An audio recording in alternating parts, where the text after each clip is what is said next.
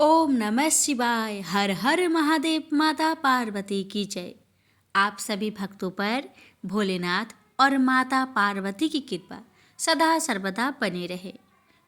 रसपान करें श्री शिव महापुराण प्रथम खंड पूर्वार्ध प्रथमा विधेश्वर संहिता प्रथम अध्याय।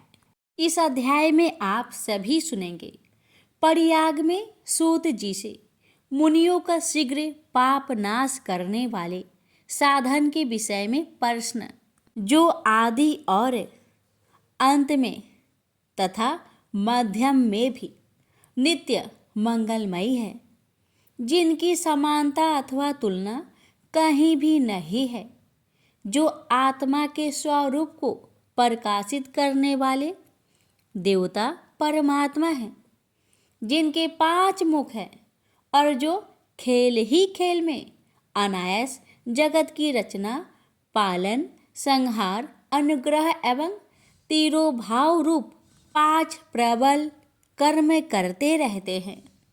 उन सर्वश्रेष्ठ अजर अमर ईश्वर अंबिकापति भगवान शंकर का मैं मन ही मन चिंतन करता हूँ।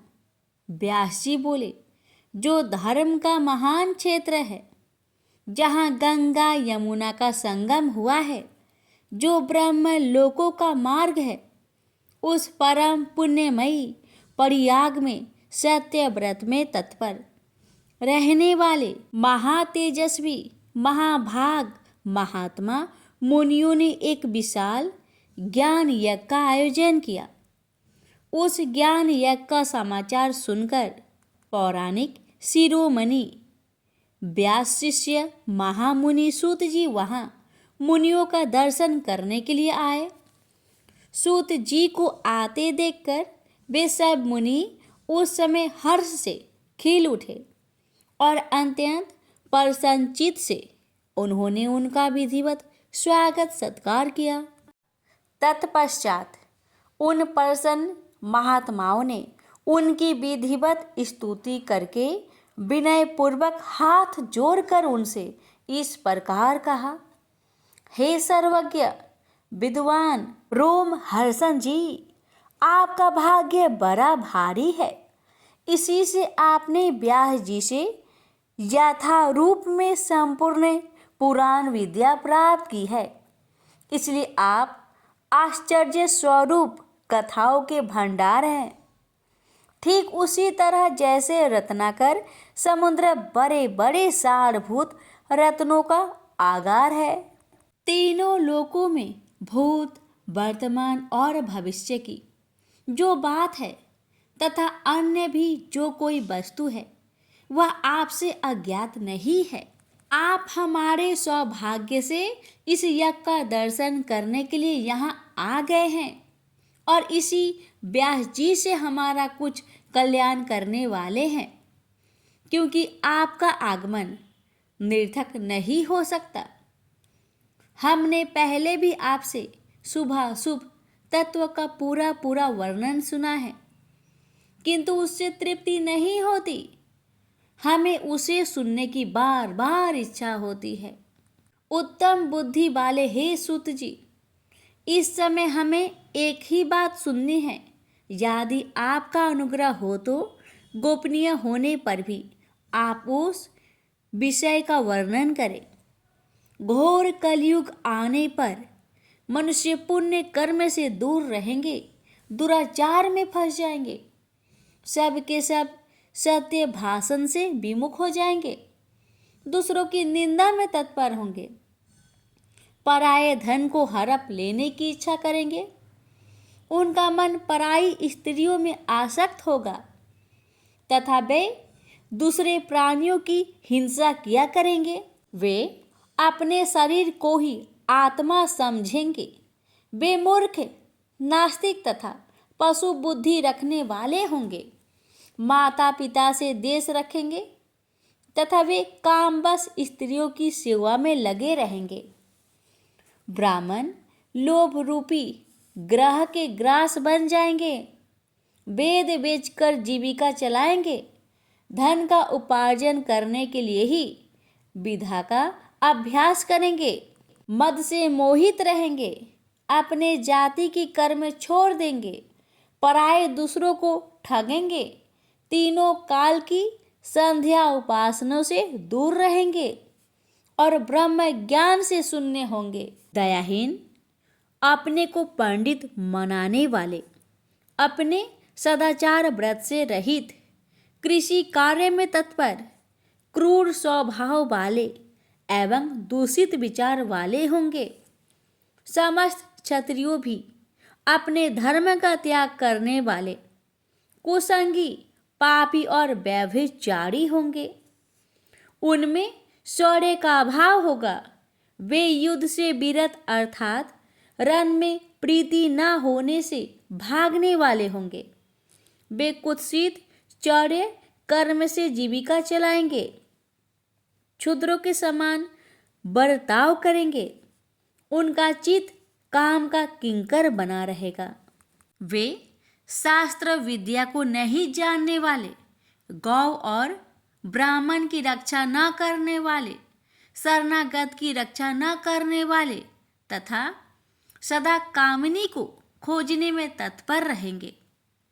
प्रजा पालन रूपी सदाचार से रहित, भोग में तत्पर, प्रजा का संहार करने वाले, दुष्ट और प्रसन्नता पूर्वक जीव हिंसा करने वाले, वैश्य, संस्कार भ्रष्ट, स्वधर्म त्यागी, कुमार्गी, धनोपार्जन परायण तथा नाप तौल में अपनी कुत्सित वृत्ति का परिचय देने वाले होंगे।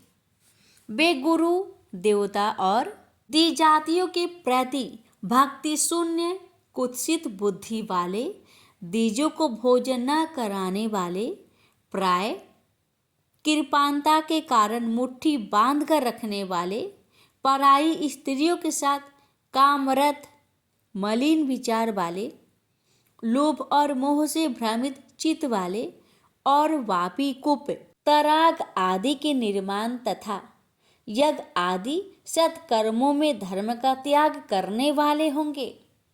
इसी तरह कुछ क्षुद्र ब्राह्मण के आचार में तत्पर होंगे। उनकी आकृति उज्जवल होगी, अर्थात वे अपना कर्म धर्म छोड़कर उज्जवल वेशभूषा से विभूषित हो व्यर्थ घूमेंगे। वे मूर्ख होंगे और स्वभावतः ही अपने धर्म का त्याग करने वाले होंगे।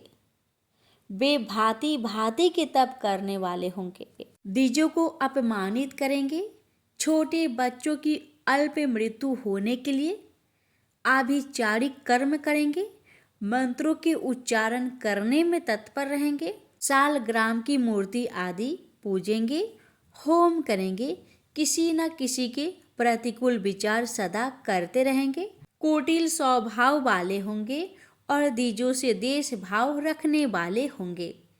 वे यदि धनी हुए तो कुकर्म में लग जाएंगे, यदि विद्वान हुए तो विवाद करने वाले होंगे, कथा और उपासना धर्मों का वक्ता होंगे और धर्म का लोप करने वाले होंगे। वे सुंदर राजाओं के समान वेशभूषा धारण करने वाले, दंभी, दानमानी, अतिशय, अभिमानी, वृप आदि को अपना सेवक मानकर अपने को स्वामी मनाने वाले होंगे।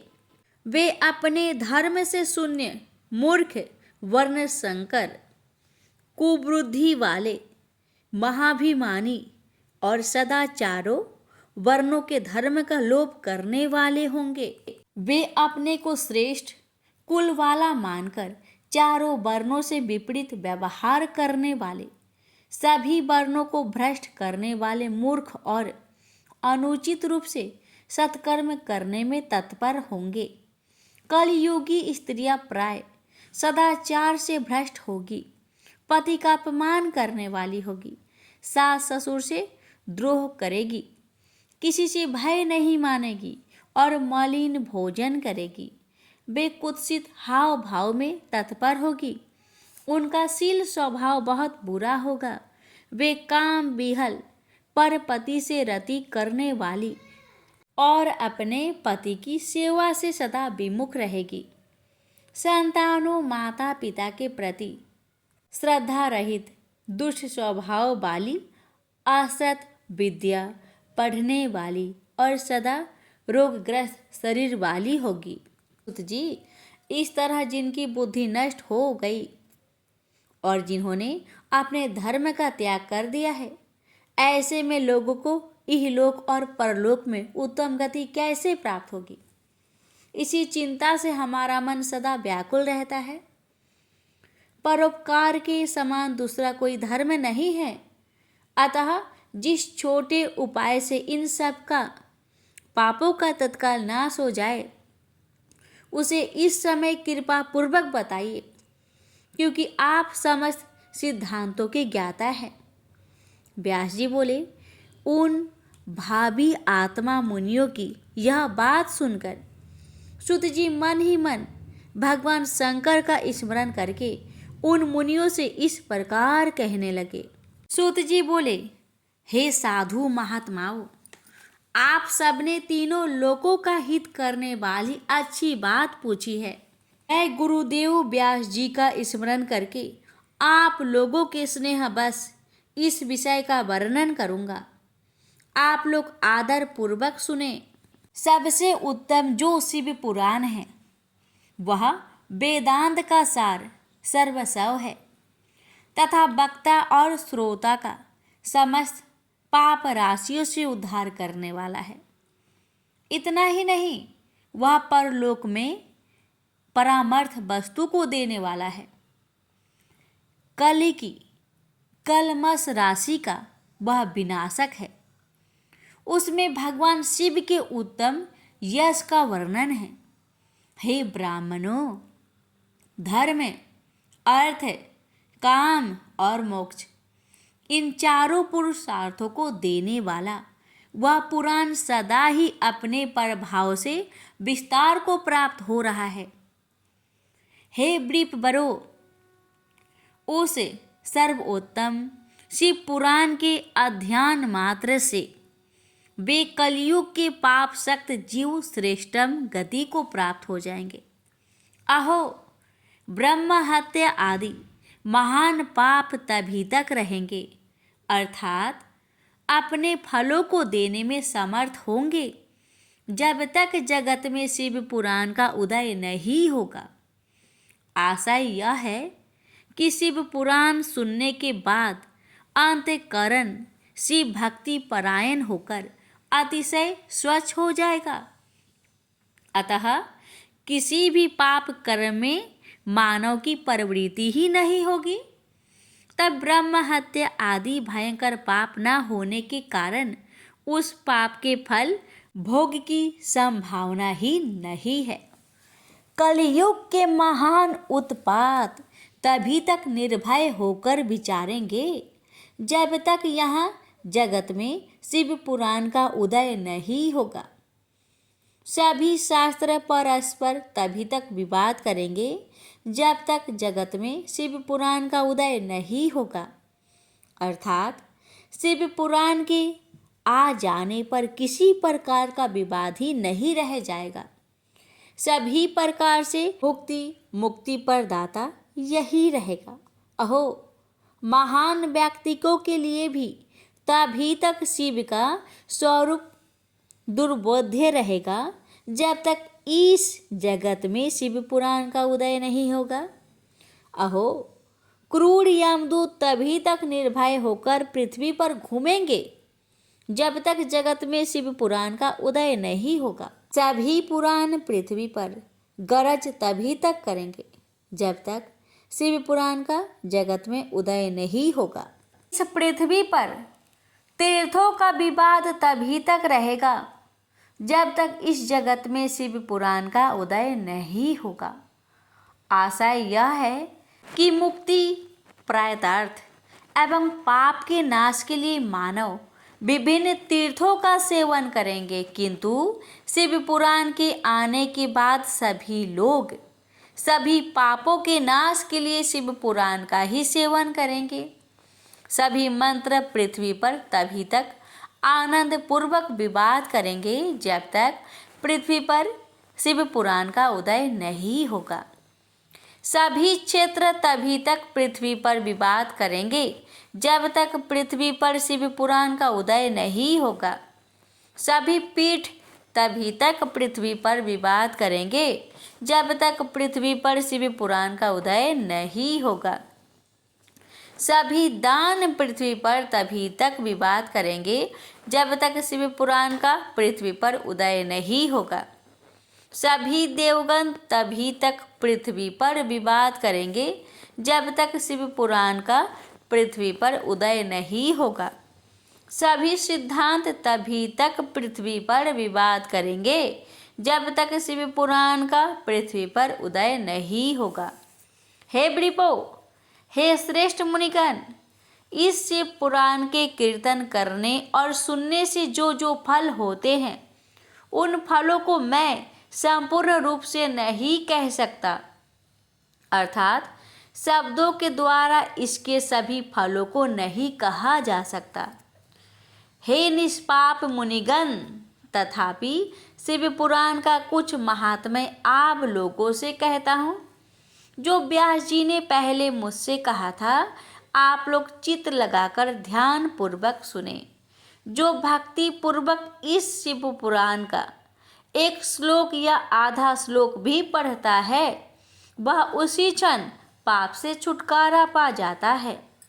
जो आलस्य रहित होकर प्रतिदिन भक्ति पूर्वक इस शिव पुराण का यथाशक्ति पाठ करता है वह जीवन मुक्त कहा जाता है। जो इस शिव पुराण की सदा पूजा करता है वह निसंदेह प्रतिदिन अश्वमेध यज्ञ का फल प्राप्त करता है।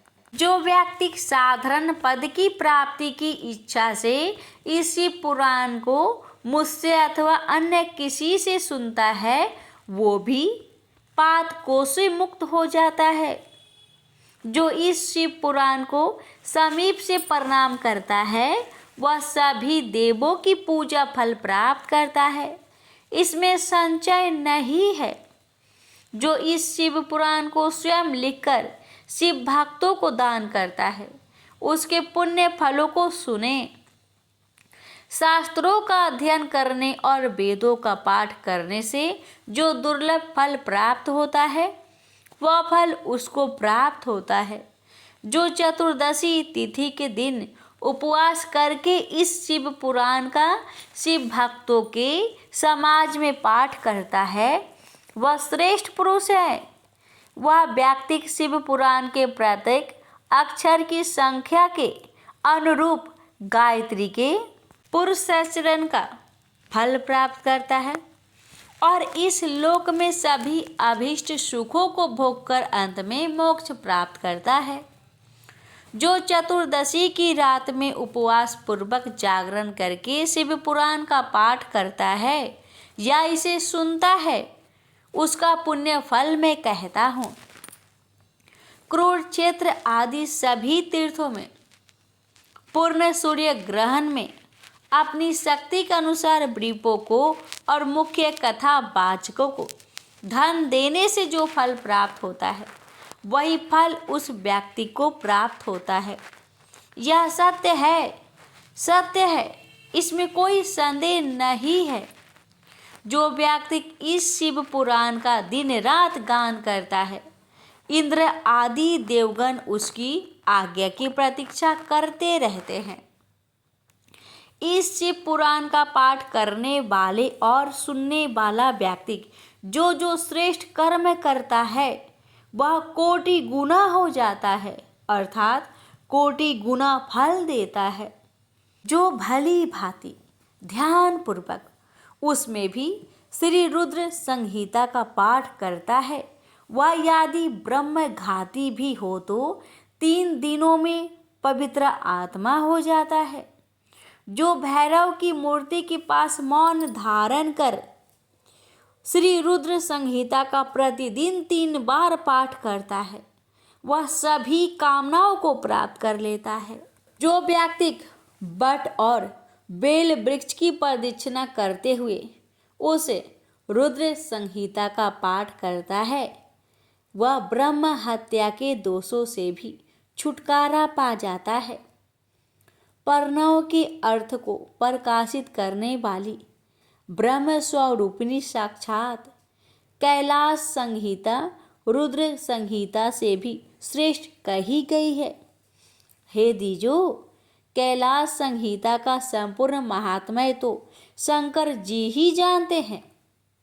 उसमें आधा महात्म्य व्यास जी जानते हैं और उसका भी आधा मैं जानता हूँ। उसके संपूर्ण महात्म्य का वर्णन तो मैं नहीं कर सकता, कुछ ही अंश कहूँगा, जिसको जानकर उसी क्षण चित्त की शुद्धि प्राप्त हो जाएगी।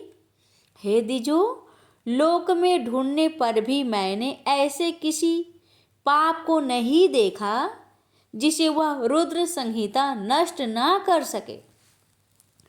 उपनिषद रूपी सागर का मंथन करके शिव ने आनंद पूर्वक इस रुद्र संहिता रूपी अमृत को उत्पन्न किया और कुमार कार्तिकेय को समर्पित किया, जिसे पीकर मानव अमर हो जाता है।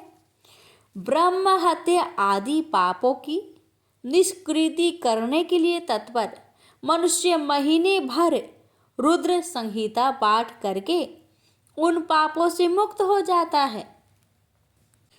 दुष्प्रतिग्रह दुर्भोज्य दुरालाप से जो पाप होता है वह इस रुद्र संहिता का एक बार कीर्तन करने से नष्ट हो जाता है। जो व्यक्ति शिवालय में अथवा बेल के वन में इस संहिता का पाठ करता है वह उससे जो फल प्राप्त करता है उसका वर्णन वाणी से नहीं किया जा सकता। जो व्यक्ति श्रद्धा पूर्वक इस संहिता का पाठ करते हुए श्राद्ध के समय ब्राह्मणों को भोजन कराता है उसके सभी पितर शंभु के परम पद को प्राप्त करते हैं। चतुर्दशी के दिन निराहार रहकर जो बेल के वृक्ष के नीचे इस संहिता का पाठ करता है वह साक्षात शिव होकर सभी देवों से पूजित होता है। उसमें अन्य संहिताएं सभी कामनाओं के फलों को पूर्ण करने वाली है, किंतु लीला और विज्ञान से परिपूर्ण इन दोनों संहिताओं को विशिष्ट समझना चाहिए। इस शिव पुराण को वेद के तुल्य माना गया है। इस वेद कल्प पुराण का सबसे पहले भगवान शिव ने ही प्रणयन किया था। विधेश्वर संहिता, रुद्र संहिता, विनायक संहिता, उमा संहिता, मातृ संहिता, एकादश रुद्र संहिता, कैलाश संहिता, शतरुद्र संहिता, कोटि रुद्र संहिता, सहस्त्र कोटि रुद्र संहिता, वायव्य संहिता तथा धर्म संहिता, इस प्रकार इस पुराण के 12 वेद हैं। ये 12 संहिताएं अत्यंत पुण्यमयी मानी गई है। हे ब्राह्मणों, अब मैं उनके श्लोकों की संख्या बता रहा हूँ, आप लोग वह सब आदर पूर्वक सुने। विधेश्वर संहिता में 10,000 श्लोक है। रुद्र संहिता, विनायक संहिता, उमा संहिता और मातृ संहिता, इनमें से प्रत्येक में 8,000 श्लोक है। हे ब्राह्मणों, एकादश रुद्र संहिता में 13,000, कैलाश संहिता में 6,000, शतरुद्र संहिता में 3,000, कोटि रुद्र संहिता में 9,000, सहस्त्र कोटि रुद्र संहिता में 11,000, वायव्य संहिता में 4,000 तथा धर्म संहिता में 12,000 श्लोक है। इस प्रकार संख्या के अनुसार मूल शिव पुराण की श्लोक संख्या 1,00,000 है, परंतु व्यास जी ने उसे 24,000 श्लोकों में संक्षिप्त कर दिया है। पुराणों की क्रमशः संख्या के विचार से इस शिव पुराण का स्थान चौथा है। इसमें 7 संहिताएं हैं। पूर्व काल में भगवान शिव ने श्लोक संख्या की दृष्टि से 100 करोड़ श्लोकों का एक ही पुराण ग्रंथ बनाया था। सृष्टि के आदि में निर्मित हुआ वह पुराण साहित्य अत्यंत विस्तृत था। तत्पश्चात द्वापर आदि युगों में देवयान व्यास आदि महर्षियों ने जब पुराण का 18 भागों में विभाजन कर दिया, उस समय संपूर्ण पुराणों का संक्षिप्त स्वरूप केवल 4 लाख श्लोकों का रह गया। श्लोक संख्या के अनुसार यह शिव पुराण 24,000 श्लोकों वाला कहा गया है। यह वेद तुल्य पुराण 7 संहिताओं में विभाजित है। इसकी पहली संहिता का नाम विधेश्वर संहिता है। दूसरी संहिता समझनी चाहिए। तीसरी का नाम शतरुद्र संहिता, चौथी का नाम कोटि रुद्र संहिता, पांचवी का नाम उमा संहिता, छठी का नाम कैलाश संहिता और सातवीं का नाम वायव्य संहिता है। इस प्रकार ये 7 संहिताएं मानी गई है। इन 7 संहिताओं से युक्त दिव्य शिव पुराण वेद के तुल्य परमाणिक तथा सबसे उत्कृष्ट गति प्रदान करने वाला है। 7 संहिताओं से संबंध इस संपूर्ण शिव पुराण को जो आधोपांत आदर पूर्वक पढ़ता है वह जीवन मुक्त कहा जाता है।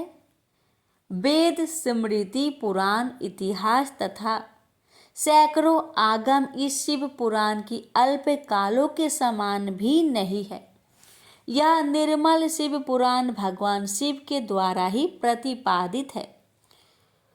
शिव शिरोमणि भगवान व्यास ने इसे संक्षेप कर संकलित किया है। यह समस्त जीव समुदाय के लिए उपकार, त्रिविध तपों का नाशक, तुलना रहित एवं सत्पुरुषों को कल्याण प्रदान करने वाला है। इसमें वेदांत, विज्ञानमयी प्रधान तथा निष्कपट धर्म का प्रतिपादन किया गया है। यह पुराण ईर्ष्या रहित अंतःकरण वाले विद्वानों के लिए जानने की वस्तु है। इसमें श्रेष्ठ मंत्र समूहों का संकलन है और यह धर्म, अर्थ तथा काम से संवित है, अर्थात इस त्रिवर्ग की प्राप्ति साधन का भी इसमें वर्णन है। यह उत्तम शिव पुराण समस्त पुराणों में श्रेष्ठ है। वेद वेदांत में वेद रूप से विलसित परम वस्तु परमात्मा का इसमें गान किया गया है। जो बड़े आदर से इसे पढ़ता और सुनता है वह भगवान शिव का प्रिय होकर परम गति को प्राप्त कर लेता है। शिव पुराण की कथा को यहीं पर विराम देते हैं। अब इसकी आगे की कथा अगले वीडियो में अवश्य सुनिएगा। प्रेम से बोलिए हर हर महादेव, माता पार्वती की जय। श्री शिव महापुराण की जय। ओम नमः शिवाय।